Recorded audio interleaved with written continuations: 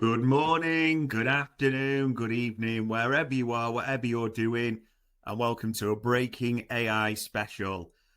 Of all the things I don't even know where to start. I thought I'd be bringing you this morning, ladies and gents, with contracts, the big three, the league, the derby, all the things we'd be talking about. I thought I'd be talking about Everton, but not in this sense.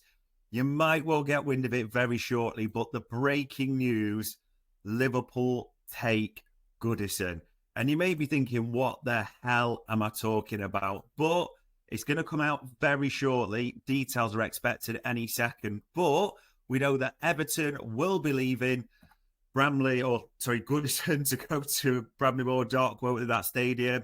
The Hot Walk, disastrous, all be leaving. People wondering what was going to happen with that land. And now all the reports are Liverpool are set to step in and purchase that. So we've got some details and it's kind of fresh. So give me a minute to sort of work through these because it's going to spark loads of debate. Now, here's the big thing that we're getting. This surprise acquisition, which has shocked everyone, is going to see Goodison turned into the state-of-the-art LFC Megastore. That is the big thing that we're being told. And also, the second element, you probably see with the levels there, potential for a multi-storey car park. Now, if you know around Anfield on match day, it can be absolute nightmares there. So the plans include, like I say, the multi-storey, the shop, but fan zone, and sort of a rapid park and ride type of things they're looking at, and something called the Red Deck. Now, our understanding of that, it's a rooftop supporters lounge, and that's got uninterrupted views of, the Anfield skyline across Stanley Park and all that. So it's going to be an incredible development when this happens. Do you think Everton have been there 130 years in total? And the club's board were looking for options. There was talks they were going to sell it to the council, weren't they? But there's been issues around Liverpool Council there. I'll comment too further. So they're open to creative commercial solutions. And that's where Liverpool have now stepped in. The thing is that deal, if it's ratified, if it goes through and confirmed, it would actually see us take control of that bit and the conversion works beginning for the 25-26 season. So literally, Liverpool are going to get straight to work on this in the summer.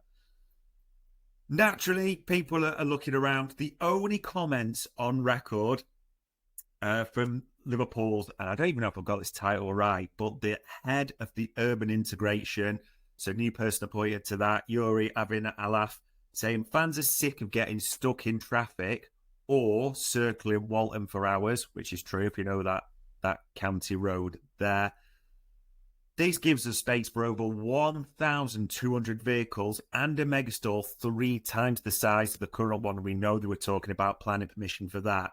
So you can grab a new shirt, park up, be at Anfield in 10 minutes, but not just the infrastructure that they're building. We are building dreams, as they said. Quite a big statement that, isn't it? Realistically, from the council and city officials, the only bit we've got so far, which is a more formal line, is this project provides environmental and economic benefits to the North Liverpool area. And that was from Councillor April Fulton, member for, again, there's a lot of people who like this going to be coming out, cabinet member for civic realignment and optimism, Crow, as they know. We see it as a creative reuse of a redundant site, delivering greener transport options, more retail jobs, and less match day stress for everyone. Yeah, I mean, that move to Bramley-Moore Dock, Goodison's been their home for Everton since 1892. If you know your history, that dispute with Honest, John Holding, who then went on to form Liverpool.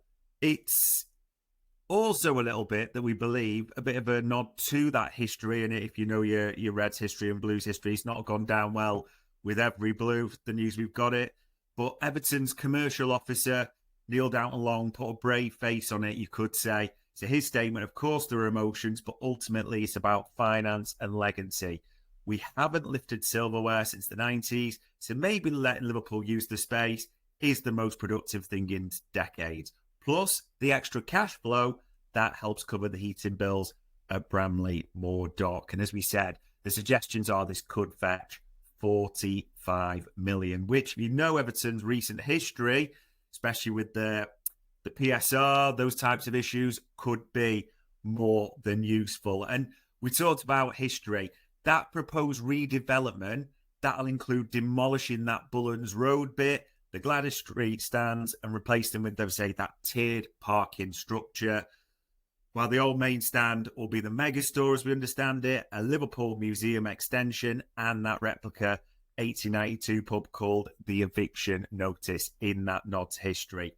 There's almost a suggestion, shall we say, that there may be a permanent tribute wall to former talents. If you know the outline of Goodison, it's got all the famous players like Yakubu, Big Sam, their history. And they're saying there's an expansion of that on this, that there'll be like highlights and murals around things like the 0-0 draw at Coventry in 2003 and the famous just gone 2-2 draw at Goodison. So those are sort of the biggest honours in recent times. Not everyone likes it. Some are calling it tasteless. And, you know, as the group said, they took Anfield from us in 1892. We're just finishing this circle with interest. I think you're going to have split opinions on this. One Everton fan we know we've tried to reach out to and not many want to comment, saying it's got to be a wind-up. Next you'll be telling me, honest Slot's going to name a dog after Goodison. But a few others seen the funny side, saying, if nothing else, I won't miss trying to find parking in Bootle. And that was from a long-term Red season ticket holder, Sharon Stretcher. Plus, I hear or cheered, they're keeping the away dugout as a selfie spot, which is pretty iconic in that as well. Planning permission pending, public consultations pending. Keep an eye out. Early April, you notice, is going to move fast. But both clubs suggesting there's an amicable understanding, as it's phrased. So, yeah, I think as one maybe believe they should have just moved in with Tranmere.